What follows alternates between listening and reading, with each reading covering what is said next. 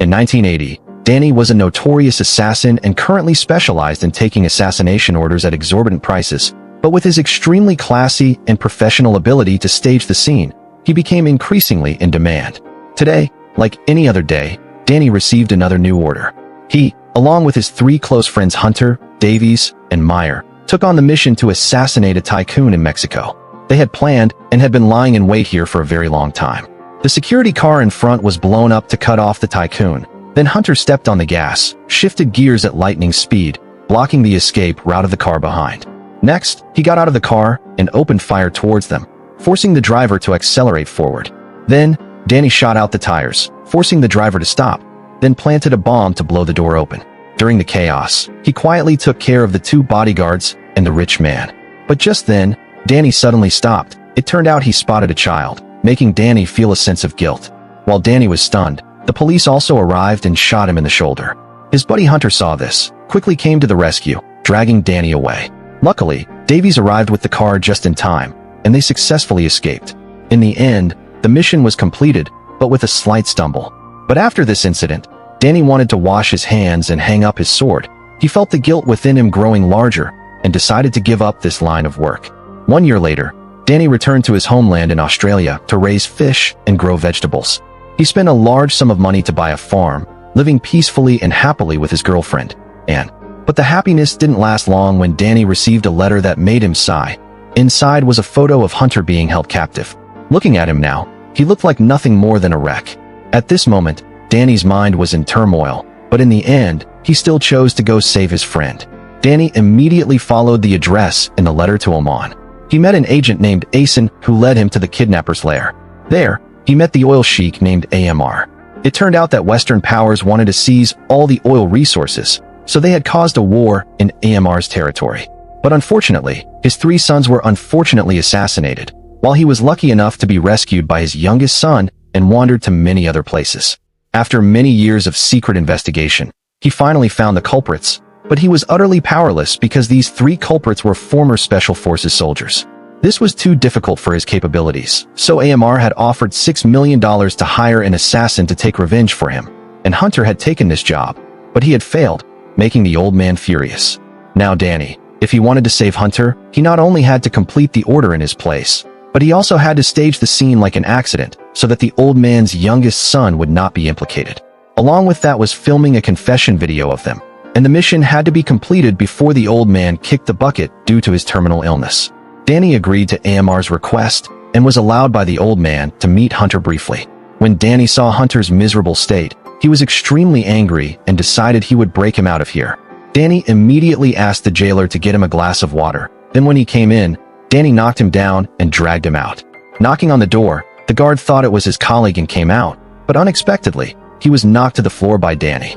Next, he took a piece of bread, stuffed it into the gun as a silencer, nicely took out two others, but the opponent shot back, forcing Hunter to step in. The gunfire alerted the henchmen outside. They immediately rushed in, and both sides started a shootout. After a while, Danny struggled to open the door to the outside, but ended up being blocked by the youngest son. It turned out it was all a trap that the oil sheik had prepared beforehand, because he wanted to take this opportunity to test Danny's abilities.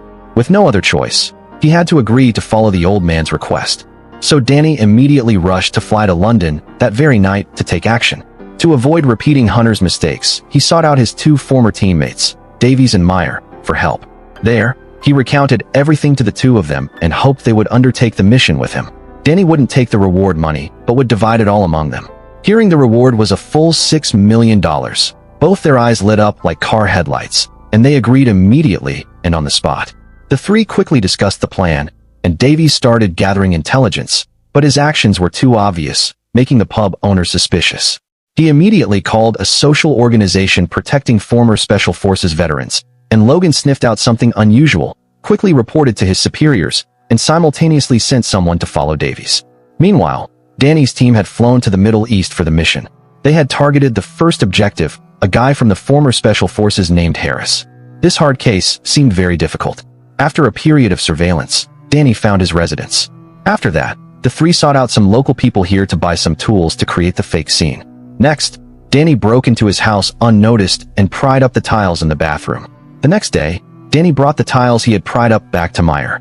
It turned out they planned to stage the fake scene as an accident where someone slipped, hit their head on the ground, breaking a tile, so they attached the tiles onto a hammer. Just then, Logan's subordinate was surveilling them and managed to take a photo of all three. But with the instincts of an assassin, Danny could detect someone was watching him, so they quickly drove off in pursuit. Logan's subordinate ran for a distance, then jumped into a hole to hide, but unfortunately for him, Danny followed through a pre-dug tunnel in pursuit. With no other way, Logan's man could only smash a beehive, making them swarm chaotically, and took the opportunity to escape. The next day, Danny and Meyer disguised themselves as journalists to approach Harris's villa. Danny went inside and pulled out his piece, making Harris confused like an owl. Thought it was a robbery in broad daylight, but unexpectedly, the two set up a camera to interrogate him about whether he had dealt with the oil sheik's son. He wasn't scared at all, admitting he himself had done it. The mission to film the confession scene was successful. Danny then went into the bathroom, took shampoo, and poured it on the floor. After that, he took the tools he had prepared earlier to create the accident scene. Next, Meyer chased him into the bathroom at gunpoint. But just as the two were about to act, his girlfriend came to visit. With no choice, Danny hid behind the wall, ready to adapt to the situation. Meanwhile, Harris's girlfriend screamed for help with all her might, but to no avail. When Danny returned to the bathroom, Meyer had already finished dealing with Harris. Although there was a slight hiccup, they finally completed the objective. They proceeded to the second target. After investigating, Davies learned that this hard case, Craig, was still active in the special forces and had dealt with the oil sheik's second son. Every day, besides going to the hospital to care for his elderly wife, he spent the rest of his time at the barracks. Knowing this guy had a training trip on a snowy mountain, the team had to seize the opportunity to act. Danny went to the hospital disguised as a dentist and stole some anesthetic drugs. But as he was about to leave, he ran into Logan. He remembered the photo his subordinate sent him, confirmed it was him, and sensed something was wrong. Danny immediately accelerated and ran straight out to the main road. The two started chasing each other like cat and mouse, but this guy was extremely hard to shake off. So Danny changed direction and went into another hospital. But this guy stuck like a leech. He also quickly followed, forcing Danny to reveal himself. A clash was inevitable. One side was a top-tier assassin, the other was an excellent soldier in the army. The two fought incredibly evenly. So Danny wrestled him to the floor, but Logan immediately smashed a bottle over his head. Furious, Danny delivered a finishing blow to this hard case's family jewels, then quickly got in the car and left the scene. The next day, the team continued their operation. Danny put on a soldier's uniform and successfully infiltrated the barracks. He identified Craig before the training session began. Taking the opportunity when the target wasn't paying attention, Danny put the anesthetic into his water cup. As soon as the drug dissolved, Craig had already downed the entire cup of water. Just as planned, during the training session, the drug took effect. Danny approached him and interrogated him about the incident where he dealt with the old man's second son, while Davies was already filming. And in the harsh weather, Craig had to meet his ancestors. This second target went too smoothly. But Logan, after watching on TV, saw it confirmed that Craig had met his ancestors due to the harsh weather, and he knew damn well this was Danny's doing. Meanwhile, after completing the second task, Danny's group started planning for the final target, named Simon, the one who had dealt with the oil sheik's third son, perhaps the toughest nut to crack, because he was Logan's close friend. This guy had a short fuse. Seeing someone scratch his car, without many words, he alone beat up 4 or 5 young punks. Danny and his teammates devised a battle plan. After investigating, Danny learned that this guy had been unemployed for a long time. So he disguised himself as the director of a transport company and invited Simon for an interview. The team snuck into a transport company in the middle of the night to hack into the control system of a truck. The next morning, Simon accepted the invitation to come for the interview. Danny would follow behind to report his position, while Meyer would control the transport system remotely. At this time, the employee who drove the truck also arrived for work. Waiting until he turned onto the same route as Simon, Danny immediately overtook and blocked him, with help from Jake. Then, Davies signaled Meyer to take control of the system, making the driver unable to control the truck anymore. At this moment, Simon also arrived. Waiting until his car reached the desired speed, Meyer steered the truck into the oncoming lane, and so Simon was hit unexpectedly, dying instantly on the spot. While Danny was about to get out of the car to confirm, Logan's subordinate also showed up. After being spotted, Meyer told Jake to flee. The two cars chased each other like cat and dog, all the way to a harbor. After a collision, the two used the car's blind spot to threaten him with a gun. Originally, the two had the upper hand, but Jake postured and moved forward, allowing the subordinate to snatch the gun. While Meyer was struggling, Jake quickly picked up the gun, but he accidentally pulled the trigger on his own teammate. In the end, the mission was completed, but in exchange for Meyer's sacrifice, making Danny furious.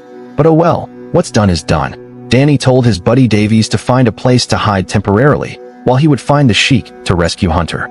As for Davies, after hiding for only a few days, he felt restless. So he went looking for a den of vice to let off steam, but he didn't expect that the hotel owner himself was the one who informed Logan. So he sent his men over and captured Davies. But while putting him in the car, they were inadvertently careless, allowing Davies to find a chance to counterattack and escape. Davies quickly ran onto the main road to find help, but unexpectedly brought disaster upon himself, getting hit by a car and dying right there. The loss of his friends made Danny increasingly distressed. He decided to find Logan to make peace. He didn't want war anymore, and friends on both sides had already sacrificed everything, so this matter should end here. After this, Danny returned to Oman and gave the oil sheik the final confession videos. After that, Hunter was also released, and both agreed they would wash their hands and hang up their swords. Danny returned to Australia to reunite with his girlfriend Anne. But just when it seemed everything was over, Danny received a call from Agent Asen. He said that there was still one more person involved in the murder of the sheik's son. Do you remember Harris, who killed the sheik's eldest son? Actually, there was another guy who collaborated with him to kill the old man's son. Hearing this, Danny seemed uninterested, because the initial deal was only for 3 people. Now where did another one pop up from? But he forced him to return to continue the mission, and they threatened to take his girlfriend's life. With no choice, Danny had to compromise once again. He went upstairs to his girlfriend. After finding a bullet left behind, he knew they were being watched. Powerless, Danny had to send into Paris so Hunter could protect her. After that, Danny went to find the oil sheik's youngest son to demand an explanation. He first warmed up by taking on some bodyguards before meeting him. Seeing Danny, he remained quite calm and confident. He said that actually, Harris was innocent. The person Danny needed to find was the one who published this book. So Danny went to meet Agent Asen to seek information. Logan was hiding upstairs unnoticed. After grasping the information they exchanged, Logan quickly gathered his subordinates to the assassination location. They planned to use Danny's own plan against him to capture Danny alive. At this time, the police had surrounded the area, and a person wearing a black helmet casually walked in like a fly. Just as he was about to open it, the bomb planted on the door latch detonated, making him meet his ancestors right there. But when he took off the helmet, he was suddenly attacked by Danny. It turned out he had entered through the back door of the building and reached the 4th target. He gifted him 2 copper candies in the leg. At that moment, Danny's mind flashed back to his past sins. But that was the past. He quickly took a photo as proof and then escaped. By the time Logan arrived, only a body remained, and he immediately chased after Danny. At this moment, Danny thought he could escape smoothly, but unexpectedly, all the doors were locked. Logan was now close on his heels, but unfortunately for Danny, he jumped onto a building still under construction. With no choice, he had to risk his life once and luckily landed on the scaffolding. A woman nearby saw this and screamed loudly. So Danny pulled the gun from his pants to shut her trap, but it didn't work. But Danny didn't want to harm an innocent person, and in the end, he revealed his position and was shot down by Logan. After that, he arranged for his subordinates to take Danny to an abandoned warehouse, while Logan returned to the room, but he was surprised because Danny had spared this guy's life. Logan couldn't understand and went to interrogate Danny. Facing the gun, he had no choice but to tell the truth. Actually, this whole plan came from the oil sheik. What did he know? He didn't want to harm others, so he only knocked out the 4th target and just took some pictures. After learning the truth, Logan turned his back to leave when a government agent walked in, threatening both men with a gun. He said that all the higher-ups knew about the oil sheik's plan. Originally, they didn't want Logan involved because they wanted to use Danny's hand to eliminate the soldiers who knew about the past events. It turned out the government was behind the struggle for oil territory, and they wanted to cover up this crime. And now that the 2 of them knew about this, they would have to lose their lives here. Hearing this, Danny turned purple with rage. Taking the opportunity when he wasn't paying attention, he counterattacked. So the 3 men with different stances started a chaotic fight. After Danny did a Santo flip to take down the agent, he was immediately thrown aside by Logan. After that, he picked up the gun and put the agent in his coffin, then pointed the gun intending to put Danny in his coffin too. But that wasn't happening. Danny was too fast and dangerous, and jumped through the window to escape. The next day, he went to find Hunter to discuss plans. They decided to go to the oil sheik, give him the photo of the final target, to end this matter. But unexpectedly, Logan also showed up there to take revenge for his friends. He pretended to be Danny's messenger delivering the photos to approach the old man and said those photos were fake. Then, using a hidden knife, he sent the old man to his final resting place. But even more surprisingly, the youngest son didn't seem to care much. On top of that, he even proactively gave Logan the $6 million. At this moment, Danny and Hunter also spotted Logan leaving and immediately drove after him. Finally, they confronted each other in a desert. After a chase, Hunter pulled out his piece and shot out the tires of Logan's car, forcing him to get out and surrender. Hunter saw the suitcase full of money and was as happy as if it were harvest season. He said they would decide to split it, and this was the fruit of their labor. But hearing that, Danny didn't want to take the money and told him to throw it away. Hunter couldn't bear to, so he had to take a little for his family. Turns out Logan had dealt with the government agent, so they wouldn't let it rest. Therefore, he needed that money to start a new life. And Danny also understood that from beginning to end, Logan only wanted revenge for his brothers. And now, everything was finally over. Therefore, Logan needed to figure out what to do. The movie also ends here. Danny hurried back to meet his girlfriend and living a happy life. Thank you everyone for watching the entire movie. Please subscribe so you don't miss exciting videos. See you in the latest videos.